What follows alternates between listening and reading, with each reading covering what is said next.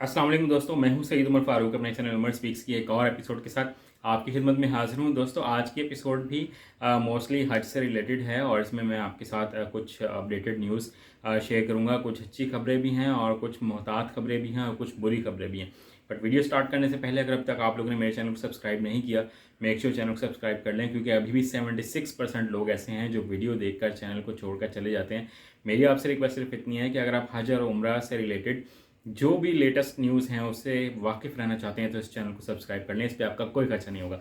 तो सबसे पहले अगर हम खबरों की बात करें सऊदी अरब से, तो जो सबसे बुरी खबर जो मैं स्टार्ट करूंगा सऊदी अरब से आई है वो ये कि सऊदी अरब में क्योंकि अभी रमज़ान का बहुत फुल फ्लैश सीज़न गुजरा है, तो वहाँ पर कोरोना केसेस एक दफ़ा फिर से बढ़ना स्टार्ट हो गए हैं और ये केसेस जो हैं ये अब 600 को क्रॉस कर रहे हैं डेली बेसिस पर, जो कि 2 से 3 महीने पहले बिल्कुल ख़त्म हो गए थे तकरीबन, और अब उससे डेथ्स भी होना स्टार्ट हो गए हैं सऊदी अरब में। तो अल्लाह ताला से ये रिक्वेस्ट है कि इस कोरोना को दोबारा से अल्लाह ताला ख़त्म करे सऊदी अरब में, ताकि लोग खुलकर इबादत कर सकें। क्योंकि सबसे ज़्यादा ख़तरा ये है कि अब हज बिल्कुल करीब है, लोग बड़ी भरपूर तैयारी कर रहे हैं और अगर खुदा न खास्ता ये केसेस मज़ीद बढ़ जाते हैं तो फिर ये दोबारा से कोई पाबंदियाँ ना लग जाएं।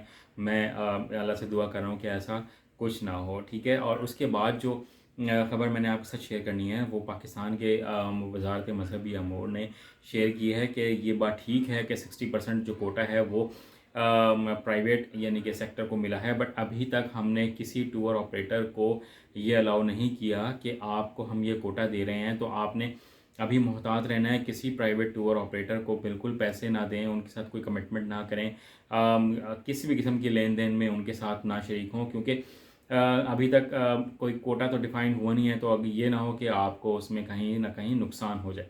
तो एक इसके बाद जो अच्छी खबर सऊदी अरब से वो मैंने शेयर ये करनी है कि क्योंकि रमज़ान में बहुत रश होता है हरम पाक में भी, तो उसकी वजह से कुछ ना कुछ चीज़ें जो हैं वो डिस्टर्ब ज़रूर होती हैं, क्योंकि रश होता है तो वेयर एंड टेयर कुछ ना कुछ आता है।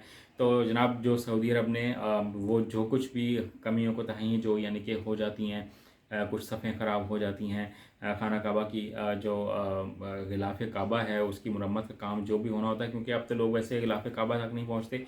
पहले ये ज़्यादा चीज़ होती थी, अब उतनी नहीं है, बट उन्होंने अपनी तैयारियाँ जो हैं वो कंप्लीट कर ली हैं। सफ़ें बिल्कुल फ़्रेश कर ली हैं, तो और गिलाफ़ काबा भी बिल्कुल सही तरह से दोबारा।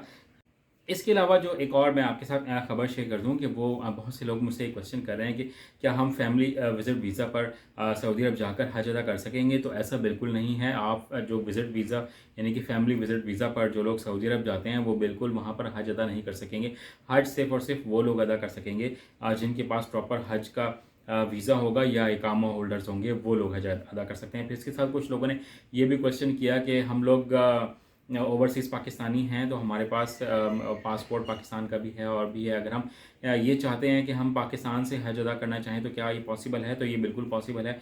आपके पास पाकिस्तानी पासपोर्ट है, आप फ़ौरन पाकिस्तान पहुँचें, यहाँ पर आकर आप अप्लाई करें तो आप बिल्कुल हज अदा कर सकेंगे ओवरसीज़ पाकिस्तानी। तो ये कुछ अपडेट्स थी। आई होप कि आपको मेरी ये अपडेट्स पसंद आई होंगी, और चैनल पर अगर नए हैं तो चैनल को सब्सक्राइब कर लीजिएगा। अपना अपने घर वालों का बहुत ज़्यादा ख्याल रखिएगा। हज पे जाएँ तो मुझे अपनी दुआओं में ज़रूर याद रखिएगा।